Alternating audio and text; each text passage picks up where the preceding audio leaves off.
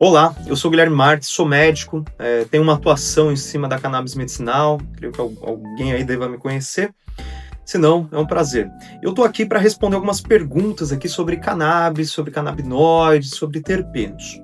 Eu recebi a seguinte pergunta: o que são canabinoides e como eles atuam no organismo? Quando a gente fala de canabinoides, a gente logo remete à planta, né? Quando na verdade a gente produz isso daí.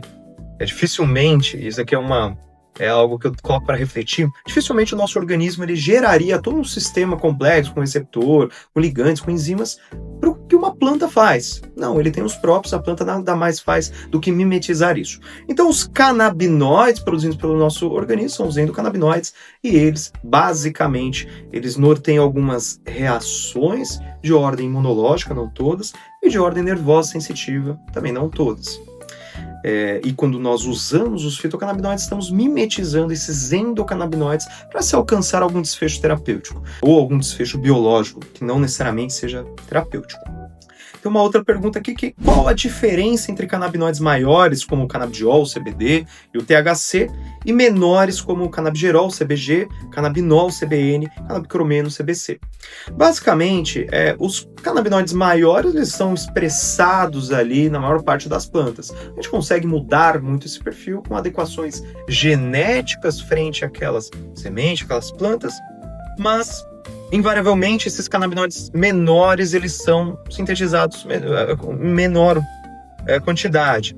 Cada um deles tem algumas atribuições que são mais características. Isso normalmente também está vinculado com a cadeia produtiva. Por exemplo, o CBG ele se coloca como uma molécula precursora de um CBD, um THC. Um CBN ele é um produto de degradação do próprio tetrahidrocannabinol do THC. E o canabicromeno, também ele está aí nesse rol, ele é produzido, e hoje a gente vê muita ação nele aí em questões antimicrobianas e entre outros. Então, acho que essa é a grande diferença. Alguns deles são isômeros, ou seja, eles têm a mesma composição, quando a gente vai pensar no número de carbono, de hidrogênio e tudo mais. Só que, dentro da magnitude do efeito dele, podem ser muito diferentes. Outra pergunta: o que são terpenos e por que são importantes? O terpeno ele não é exclusivo da cannabis, mas ele direciona muito bem, tal qual um volante, qual que vai ser o sentido pelo qual parte desses fitocannabinoides eles vão agir. E aí, dentre os terpenos, temos várias fontes. A gente costuma falar que o terpeno ele tem uma fonte vegetal, mas não necessariamente. Tem alguns insetos que produzem também esses mesmos terpenos. Mas eles são metabólitos secundários da planta, né? Então, eles são aquilo que são necessários para sobreviver, mas não tão necessários como os primários. Então, se eu conseguisse trazer à luz do nosso dia a dia, o que seria? Seria a gente conseguir dormir numa cama confortável, digamos assim. Isso é essencial? Praticamente. Mas se a gente dormir numa cama que não é tão confortável, vai agredir a nossa existência? Não. Outra pergunta: existe alguma interação relevante entre terpenos e canabinoides? Sim. Basicamente, né, terpenos que têm um potencial de ação calmante, quando associado com alguns fitocannabinoides, podem ser potencializados, que tem alguma ação de deixar um pouco mais acordado, um pouco mais atento, eles também o terão. E claro, né, eu estou falando aqui um pouco mais de wellness, né, de estados de espírito, mas também quando a gente pensa terapeuticamente, isso também pode fazer toda a diferença. Como os terpenos influenciam o aroma, o sabor e o efeito terapêutico? O terpeno nada mais como metabólito secundário, ele também é responsável por trazer aroma também para a planta, né? E também para os insetos que eu já comentei.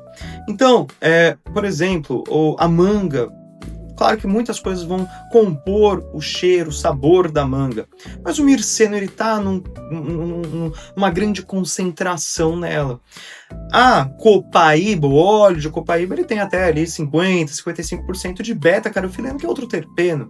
Inclusive, eu comentei aqui dois que talvez, em um futuro breve, vão mudar para fitocannabinoides na sua nomenclatura, por acionar e agir diretamente ali naqueles receptores. Quais combinações de canabinoides e terpenos já têm mais evidências clínicas? Olha, linalol com um efeito calmante, derivado da lavanda, ele tem uma eficácia muito boa quando a gente pensa em canabidiol com o CBN, principalmente para questões relacionadas ao sono, para ficar tranquilo.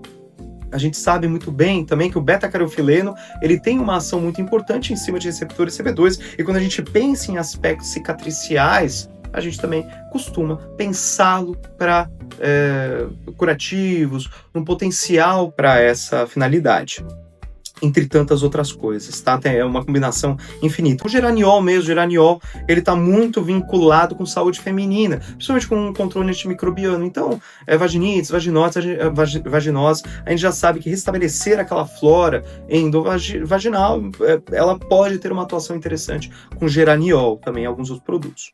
Penúltima pergunta. Pacientes perguntam: se não tem THC, o produto funciona? Como responder? Depende da finalidade pela qual você está tratando. THC, ele sempre vai ser necessário? Nem sempre.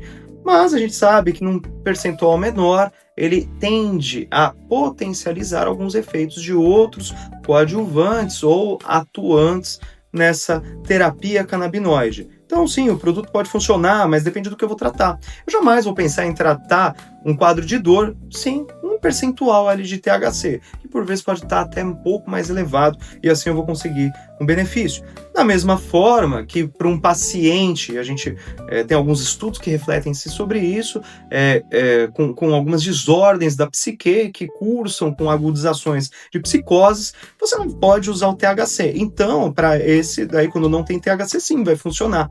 Então depende muito do que a gente está tratando e também eventuais efeitos adversos desses fitocannabinoides.